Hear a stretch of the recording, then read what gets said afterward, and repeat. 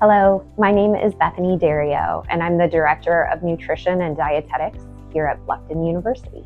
I've been in higher education for 14 years and worked in the field of nutrition for 20 years. At Bluffton University, we have a well-developed undergraduate and master's program.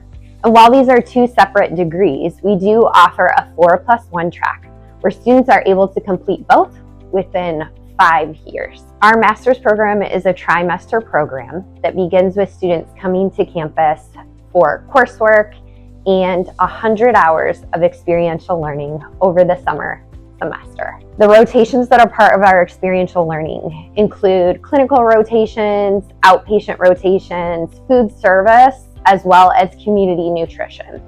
These opportunities give students to do hands-on learning at the same time that they're receiving course and didactic material. So why would you choose Bluffton?